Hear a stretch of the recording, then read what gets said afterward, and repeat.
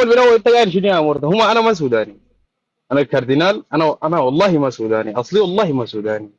فهمت علي؟ لكن انتوا كسودانيين ناس اصيلين في البلد، انتوا المفروض تختاروا. انتوا طيب كان ما تقيفوا ضد الدعم السريع، لانه هسي حاليا يعني انا ما عارف ده كلام انا قاعد تناقضوا نفسكم بنفسكم. انتوا فشلتوا المخطط الدعم السريع، كان تخلوه ينجح، كان تقيفوا معه وتتضامنوا معه وكده كان البلد دي نطفت. فهمت علي؟ لكن هسي حاليا انتوا عكسوا الدعم السريع، والان عكسوا الجيش، والجهد اللي قدمتوه لمده بتاعت 3 سنوات مع القوات المسلحه الان خسرتوه في لحظه. والان انتوا بتطالبوا بانه هسي حاليا قاعدين تخلقوا يعني زي ما نقول جبهه جديده. يعني انتوا ما راضيانين بزول الشمال والوسط والشرق. انتوا بتقول انت انسان دارفور اكثر زول انت متظلم ودار تحرر كوكو ابكر. لا معلش، ما شوف انت تمرر، ما في زول قادر ينسان دقيقه الشمال والشرق، لا ما عبد الله تمرر. يا ده هو بنت كلام احنا ما القادرين، قلناه وما تمرر، لا ما ما هو تمرر. الكلام ما في كده زول خليه بيكره الشماليين، احنا يا شماليين بنت فوق راسنا، القادرين. انا كلام احنا مذكور ناس يا الشرق بنت فوق القادرين. راسنا، عمي ويك لا ما عمي ويك تمرر. احنا عمي قاعدين نتكلم في موضوع بيتعلق بقضية دارفور، ما له علاقة بالشماليين، واللي تحياتنا طيب لمواطنين تمام الشمال. تمام. لا ما طيب خليك ما تمرر، تقاطعني ما لكن تقاطعني بس مش ما تمرر، ما مرة بسمح كده يا لك بنت تمرر في القادرين. كلمة احنا ما قلناها يا وتحياتنا. بنت القادرين عليك الله مالك يا بنت القادرين كده عامل موت. طيب والله يا مورت انا بشوف انه هسه حاليا طيب انتوا يعني كده ما في حل، هو كده واي وكده وايين. انتوا تفصلوا دارفور عشان الموضوع ده انه يتحلى بكلامكم هسه بالعقليه اللي في اللايف من قبلك. انا كنت قاعد بسمع انه طيب انتوا حاليا يعني انا شايف في خلق بتاع كراهيه جديد، لانه زول الشمال وزول الدارفور وزول الوسط ما قبلان بروح. طيب البلد دي تنفصل يا زول، اما سيب اذا كلامه صح يفصلوا. انت تشيل اقليمك تمشي تحكم اقليمك ان شاء الله بالوثنيه باليهوديه باللا دينيه تحل مشكلتك، يا اما ترضى تقعد مع الناس دي تحل المشاكل بتاعت السودان. ما هو ده الحل. لكن غير كده انا ما شايف فيه طيب حل، بس هي كلام بيتقال فوق سؤال الكلام. واصل دقيقة، سؤال بسيط، سؤال طيب بسيط واصل. أنا لما نقول إقليمي ده ما دار فيه حرب، ما دار فيه دمار، ما دار فيه تهجير، ما دار انتهاكات، ده كده انفصال؟ لما أقول أنا المناطق اللي فيها حروبات دي وأخواننا اللي قاعدين في الكروزرات من المناطق جبال النوبة والنيل الأزرق وجنوب كردفان يقروا يتعلموا تعليم صح عمل ما ايوه يحاربوا، طيب ده فيه انفصال؟ تمام انا فهمتك. طيب هو كلامك كويس. طيب انت تفعل، انت ما تقول، انت تفعل في ارض الواقع. تمشي الليل انت، انا شايفك برضه سايق المشروع بتاع كوكو ابو بكر صح ولا ما سايق المشروع ده ولا تحرير الحامش؟ انا ما عارف. هاي كوكو ابو بكر، كوكو ابو بكر تنزل يا قريبك اي كوكو لقيته او اي ابو بكر تديك كف تقول لي يا كوكو ما اشوفك في كروزك. تمشي ارض الواقع كده. كوكو ما بيفهم، انت مسميه كوكو راسه قوي وكوكو قبل الجلابه وكوكو من 56 فلنجاي، وذاته سبب الازمه كوكو بتاعك ده. كده كوكو ما بيتحرر. فهمت؟ انت تنزل ارض الواقع تعمل لك قوه تسميها بحركه تحرير كوكو ابو بكر وتحرير الحامش ونحن الاصاله في السودان. تعمل حركه زي دي يا مان تركب اي زول. ما انت الاصلي. هسي انا الكاردينال انا اقسم واحلف بكتاب انا اصلي ما سوداني، انا اجنبي يعتبر انا دخيل في البلد وانا محترف في ذلك. والله يا قريبك البلد دي اذا حقتكم انتوا كدارين تطردونا هسي اطردونا نحن والله جاهزين نمشي محل ما نمشي. لانه قبل اليوم يا مورت انت جيت سميتنا نحن كلنا اجانب، كلنا اجانب ونحن دي ما بلدنا. طيب نحن اجانب عملنا في بلدك كده، اذا انت ما عندك اي موضوع يا زول. انت يعني المفروض كان بيجيك استعمار عديل، بيجيك استعمار وبيجيك اي زول ببيدك. عشان كده كلام كان ما في، هسه في فعل. حبيبنا تفعل في ارض الواقع، تركب اي زول ما اصلي، اي زول ترجع موطنه الاصلي. بعد ذاك يا معلم البلد دي حلالا بلالا عليك، تحل مشاكلك، تقرا ما تقرا، تحل ازمتك ما تحل ازمتك دي ثاني انت حر. لكن كده ما بتحل المشكله، انت قاعد تأزم في المشكله. ولو جينا سبب المشكله شنو؟ انت الزول الاصلي ده ذاتك سبب المشكله. ليه؟ لانه نايم اجنبي جا غزا البلد، نايم يا دوب صحيت يعني عرفت انه البلد دي فيها اجانب. يعني دقيقة بس، الاجنبي الغزل البلد ده مش اقل قاعد من مع نقطه من برهان؟ علاوه القيود وما دار يشتغل، لانه اقل من نقطه. بس انا بشوف انه حاليا في حلين بس. يا اما ترضى وتمشي مع القوات المسلحه لاخر نفس، يا اما تفصل. الحل الثالث والاخير ده شبه مستحيل، يا اما تاخذ يدك مع الدعم السريع تيجي تواجه المركز. فهمت؟ دي الحلول تمام اعمل ميوت الموجوده. خلاص. على كل حال ده تمام كلامي انا خلاص اعمل ميوت. بعمل ميوت وبسمع انا عليكم. لكن طيب انا ما انا تحطوني بس في دقيقة المشكله، انا ما عين، احط في البلد، انا ما عندنا دخيل. مشكلة. دقيقة انا بس داير اديك دقيقة 60 ثانية رايك شنو في مصر وتشاد وفي السعوديه وفي جنوب السودان؟ دي الاربع دول انا اديتك لهم، ورينا رايك فيهم شنو بس بكلمه واحده، اصفهم لي الدول دي بكلمه بس. عرفتها؟ كلهم مصر، طيب تشاد، جنوب السودان، السعوديه. هاي طيب، اول بالاول يا اخي التحيه للحكومه التشاديه والشعب التشادي والدوله الجاره، وده موطنين انا الاصلي، يعني ده موطن اجدادي بالمناسبه. انا كزول الليله الكاردينال، ده موطني الاصلي. انا بحترم الشعب، والشعب ده له يعني زي ما نقول في قبائل مشتركه، في حياه كثيره بيننا، يعني في علاقات تجاريه منذ سنوات طويله. والعلاقه مع مصر دي والله دي ممكن يعني انا ما اعرف، مصر بيقولوا مصر بتسرق موارد السودان، بيقولوا كده، لكن انا ما شايف انه مصر قاعد تسرق موارد السودان. انه انت الليله كزول اصلي في البلد، في اجنبي هنا الليله قاعد يعبيك سورو، قاعد يبيع لك الكركديه بتاعك، يبيع لك الفول، قاعد يبيع لك اي حاجه، فهمت علي؟ وانت ما جايب خبر. ومصر من حقها يعني تغزيك ذاته، وانت مع زول اصلي قاعد تقول انت صاحب حواكير وكده. ومصر يا اخي التحيه لك، انا الليله رجعت لموطني الاصلي، انا علاقاتي طيبه، انا كزول شادي ليله علاقاتي مع مصر انا اموري تمام شديد يا مان. عندي علاقات تجاريه، عندي سفاره مفتوحه، عندي قاعدين بيمشوا بيتعالجوا هناك، وان شاء الله في تيتا حنبني بلدنا الجاد الموطن الثاني. يعني اذا طردتونا هنا، اذا ما لا لا، طردتونا انت ما هذا نو دقيقه يا اخي، انت ما فهمت كلامي. دقيقه، انت دقيقه ما انا فهمت فهمتك، كلامي. ما انت انا ما جاي. دقيقه. لا لا، ما انت، لا دقيقه كاردينال، ما انت كاصل وكموطن وكمجتمع، لا انت كحكومه سودانيه. الان الجيش السوداني ده والداعمين للجيش والمطبلات ده علاقتهم مع تشاد كعبه جدا جدا. ما انت كمجتمع ده ما في مشكله، انت عندك امتداد مع تشاد، ده حاجه اجتماعيه. لكن سياسيا ما لقيت لي زول داعم للجيش السوداني زي ابو رهف يطلع يشكر تشاد فيها 2 مليون لاجئ سوداني. لكن دائما بخلوا ان احنا نكره منه تشاد، نكره جنوب السودان، لكن نحب مصر والسعوديه. طيب ليه ان احنا كسودانيين يخلونا نحب مصر والسعوديه ليه؟ ما عشان في اجنبي حاكمك، انت ما صاحب بلد وموقفك ضعيف تجاه اهلك تجاه حواكيرك، ما قفلت الحدود خلاص تمام، تجي في الناس. فهمت علي؟ طيب ما اعمل مود نوري. خليني اوصل لك النقطه دي يا هنا يا مورتا، عشان انا بعمل مود نهائي ثاني ما تزعلني. شوف، حاليا يا مورتا العلاقات الاستراتيجيه او الموضوع بتاع انه دخول الشعب السوداني او العلاقات التجاريه بين مصر والدول الجوار دي، يعني احنا والله ما بنقدر نشكك فيها. انا كمواطن سوداني الليله لا بيسع مصر، لا بيسع اثيوبيا، لا بيسع اريتريا، لا جنوب السودان، لا تشاد، دي دول ذات سياده وانا بكن لها كل الحب والاحترام. انه في علاقات تجاريه دي تنقطع ما تنقطع دي ثاني حاجه في يد الحكومه. طيب الليله يا زول الاصلي، انت انا بشوفك انك تملى قاشك ولا تيجي تمسك البلد دي، لانه دي بلدك ما تفرط فيها. لو خليت الاجانب دي يا زول بحكموا. هسه انا بقول لك يا زول، انت يا زول قوي نفسك، تعال احكم. انا زي الكاردينال ده اللي جيتني والي يا زول انفضني بر، رجعني موطني الاصلي. عندي حق التجند فقط في السودان، لكن انا ما سوداني اصلي، ما عندي حكوره في السودان. ودي حاجه انا بعترف بها، وانا فخور جدا باصلي. فهمت علي؟ كل تحياتنا الاحترام. لحكومة تشاد، تحياتنا لتشاديين حكومتكم، تفضل يا ميتو. بنحبهم شديد، ديل أهلنا شكرا لك يا مورتا، وشكرا لك إيه أنا ما صراحة. أنا كملت فرصتي على فكرة، معلش. لا الله يا بنت، هاي كمل يا اسلام، يا كلام اسلام. بنتي أنا ما خلصت فرصتي. لكن كاردينال عيني الليله أنا كاردينال سعيد طبعا وقفت غير العربية خطابه. بالجنب عشان كده اديته الفرصة، لكن طلع هو قاعد في الدوام شغال يا كاردينال كمان. يعني ديل شفتوا، ديل أنا اللي قاعد أقول لكم أنا ما ينفع معانا تستعطفونا بحتة صغيرة، وبعدين تجي تقولوا منو اللي قال لكم تدونا فرصة، منو اللي قال لكم تقيفوا معانا، منو اللي قال لكم تسووا معانا.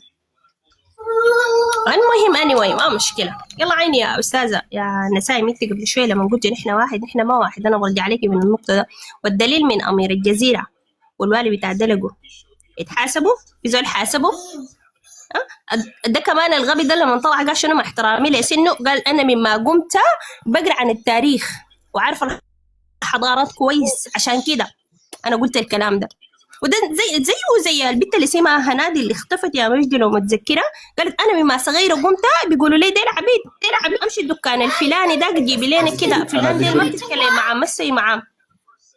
ديل مما اشوفها صغار يقوموا بيوروهم الكلام ده، بيقول لهم ديل عبيد، ديل ما بيشبهونا، ديل جايين من دارفور.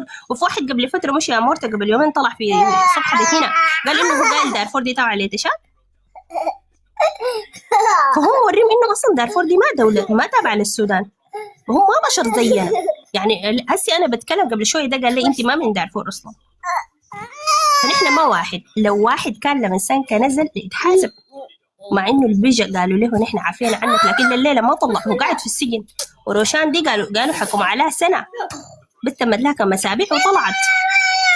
واحد بوين يا شاطر؟ ما واحد، لو واحد ندى لما قلنا لها انت ولدك ليه ما بينزل، قال انا ولدي واحد بس وقاعد يحارسني، لكن انا اخوي هنا من اوروبا ينزل ويمشي ويكون عندي 10 والعشر كلهم بينزلوا، ده يموت الثاني بينزل بيمسك مكانه والثالث بينزل بيمسك مكانه.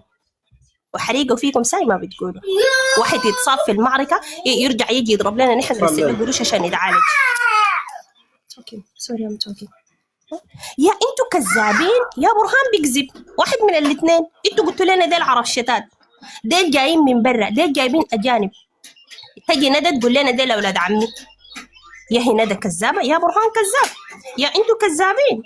ما ممكن الليله ده انتوا بتقولوا انه ما سوداني وذي العرب شتات، قاعدين مع برهان في نفس الحته، وبرهان ينزل من العربيه اللي هو راكب فيه يقول لي تفضل شيلها. عربيته يتنازل للعرب شتات ده عشان يركب يمشي، ويعمل لك كمان تيكت بقروشنا نحن عشان يمشي يعمل عمره. ما في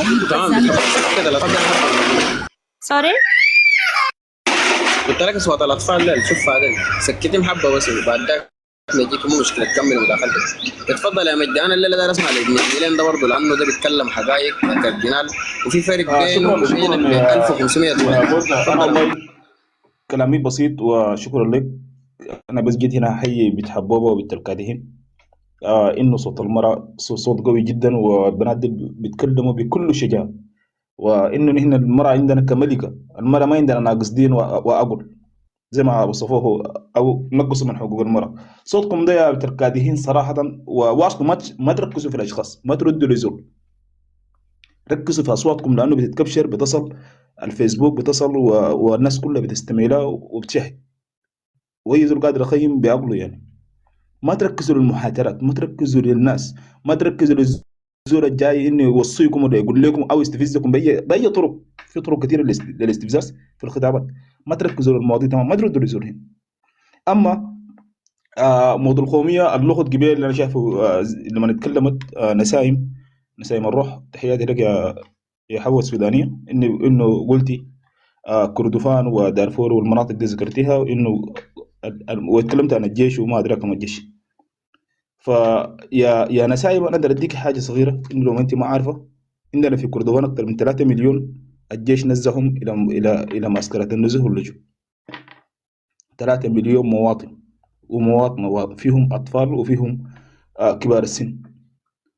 انا متاكد في فرصتك بدك اكاديميك ترد لي في الموضوع ده. انا متاكد انت ما عارف فضلات المعسكرات ده بيقوا وين ولا هم دي الناس من، لانه الدوله دي ورد المواطنين السودانيين حاجه واحده. انا ما بلومك انت ولا ما في لوم لا اي مواطن، لكن انا الحين بقول لك انه الدوله دي المزعومه بالقوميه، الدوله المزعومه بالقوميه ما لها حقيقه. ليه؟ لانه يا نسايم بتقتل السودانيين منذ الاستقلال لتاريخ اليوم. الليله لما تلقى واحد مننا بيتكلم او قد بيتكلم عن الجيش ده بيخبن او بنفس الطريقه ده، لانه قتل امهاتنا وشرد اطفالنا.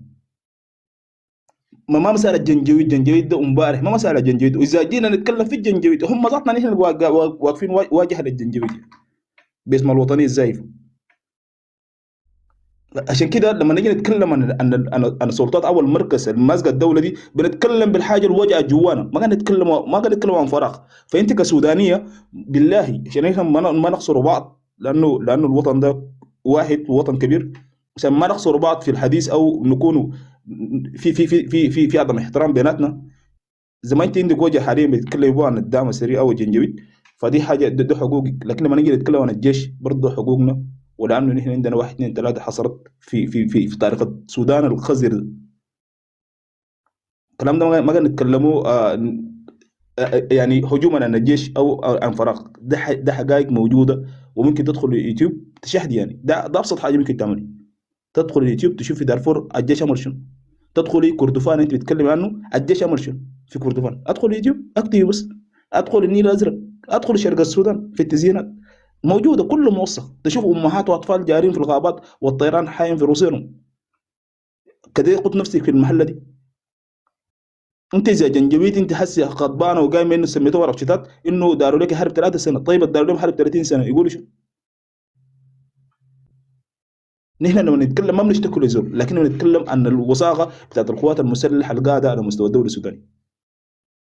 وما يهمنا لو انت مواطن من الشرق من الشمال من الوسط من حتى لو من نفس مناطقنا جيت تناقض الحاجه دي، فشيء طبيعي جدا بتلقى رد غير محترم، او تلقى رد ممكن تحسبوها عنصريه، لكن ما عنصريه، لانه انت جاي تدافع عن قاتل يا نسيم، انت جاي تدافع عن قاتل، وانا ارد لك كيف؟ وانا لانه انا المعتدين علي، انا ارد لك بطريق. هسه انا ما حرد لك طبعا، لما تتكلم عن جنجويد انا ما حرد لك، لان انا عارف جنجويد ده واحد اثنين ثلاثه، ما حدافع للجنجويد ولا حدافع لاي مجرم في السودان، لانه ارتكبوا جرائم في والله مناطق من معينه نقطة يا مجدي، ممكن مجدي لو سامعنا. لو سمحت ما تقاطعني، لو سمحت انا ما عندي باقي نقاش صراحه. ما نحن الزول قرب ينتهي. انا بس خلينا اخلص فرصتي لو سمحت. ما هو انا ارد لك في شنو ولا تسالني في شنو؟ ما في شيء تسالني صراحه. دقيقة يا مجدي، ده اقول لك قلنا من نقطة. هسي انا والفقد دي نسيم دي، نحن ديل مع اجانب، انتوا الاصليين. هل انتوا قبلتونا ان احنا نكون سودانيين؟ انت منو؟ انا ما بعرف اضاف لقيتك في المنصات. انت منو؟ ما انا زول دخيل للبلد. انا بعرفك قبل اليوم، انا عندي معرفه لا قابلنا. ما بتعرف، انت ما اصلي. طيب انا بعرفك انت اسمع، انت ما تعمل لي فوق انك شفت يا مرتا عليك الله، عندي زمن ما تعمل لي فوق انك شفت وقال لك يا كاردينال شوف فهم الله احنا شاربوني هنا يا بابا. لا مش انا شفت، قول كلامك في فرصتك يعني. شوف انا لانه جاوزتك، لا انا جاوزتك عشان كده انا ما بتجاوز الزيك دل، انا صراحه بتجاوز الزيك دل لانه ما بقصر زمن اني اتكلم فيه كده. لو سمحت عندي تغيير يا جماعه، لا لا اضغطوا على الشاشه دي، لو سمحت جاني تغيير اضغطوا على الشاشه دي. يا مرتا شكرا. التجاوز ده حرقك صح؟ لا والله ما نعم صراحة التجاوز ده حرقك، لأن ده خطابك ده طبعا يا مورتا، طبعا اللي قدموا لكم المدو أبو سند ده خطاب استفزازي، والخطاب الاستفزازي ما تكلف نفسك يا رجل ولا ثانية. عندي 55 ثانية ما حكلف فيك ثانيتين. وشكرا لكم يا مورتا، وشكرا لبتركادهين وبتحبوبه ولا أي زول بقول الحق. ومن هنا يا نسايم الروح، انت تعرفي انه الوجع ده او ان هنا بنتكلم كده ليه؟ تعالي ساند المواطن السوداني ده بكره يساندوك. ف ف ف فالحاجه دي ما واقفه علينا هنا بس. انت شايف حصل في خرطوم وحصل قبل يوم في الجزيره، وما رضينا بقى صراحه، ووقفنا واتكلمنا الحقائق في الجزيره مما دخلوا القوات دي لحد ما طلعوا، ولا كل المناطق. والحاجه دي الدائره السايقه دايره، والله الله يعلم، لانه حرب في السودان ما زال مستمر. واحذروا من خطابه الالسنه دي، لانه ما معروف بكره يحصل شو. وشكرا يا مرت.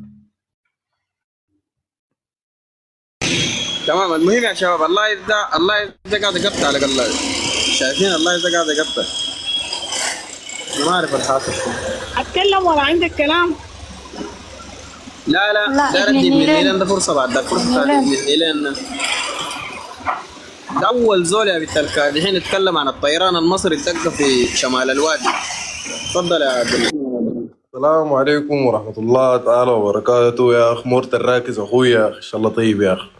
السلام عليكم الشباب القاعدة في القستات التهت في الكومنتات. والله يا أخي أنا داير أكتب على كم كلمة كويس، يعني حاجة كده من القلب يعني يا أخواني السودانيين. نمبر واحد، إحنا ما عندنا دولة شقيقة لنا، دي أول نقطة. لا مصر، لا المملكة العربية السعودية، ولا تشاد، ولا جنوب أفريقيا، ولا اثيوبيا، ولا اريتريا، ولا ليبيا، ولا ايا كان. هنا ما عندنا دولة تاني شقيقة، هنا تاني أشقاء في بعض. 18 ولاية، الأقاليم الموجودة من الغرب للشمال، من الشمال للجنوب، من الجنوب للوسط، من الوسط للشرق، دين هنا أخوان. قفل واحتفل تاني، لأن احنا عندنا دولة شقيقة ولا دايرين نكون عندنا دولة شقيقة. ده أول نقطة. تاني نقطة، موضوع العنصرية وما أدراك ما العنصرية. والله يا أخي ده ودى الغرب، وده ودى دارفور، وده ما عارف ودى الشمال، وده ما عارف ودى الشرق وإلى ما ذلك. يا هو كلام تافه. الليلة نحن لو قلنا على موضوع العنصرية، أنا ممكن أمشي أقول للشمالي ده يا أخي أنت دخيل، ولا الله أنت جيت من شبه الجزيرة العربية ارجع شبه الجزيرة العربية. ممكن أمشي أقول لي والله ودى الغرب، أقول له يا أخي الله دارفور دي ضموا 1916 للسودان، أنت ما تبعي. امشي اقول للمكون الفلاني ده يا اخي والله يا اخي انت جاي ما عارف من اريتريا ولا جاي من اثيوبيا، امشي ارجع بلادك. يعني احنا لو ما تقبلنا بعض، نحن السودان ده ما حتقوم له قائمه ابدا ابدا ما حتقوم له قائمه في الدوله السودانيه. لازم التقبل حق بعضه ده اللي نحن شغالين فيه الليله في المنصات، او شغال به وانا تحديدا انه نحن نتقبل بعض بمهما اختلافاتنا، بمهما اختلاف اعراقنا، بمختلف ادياننا، بمختلف ايا كان.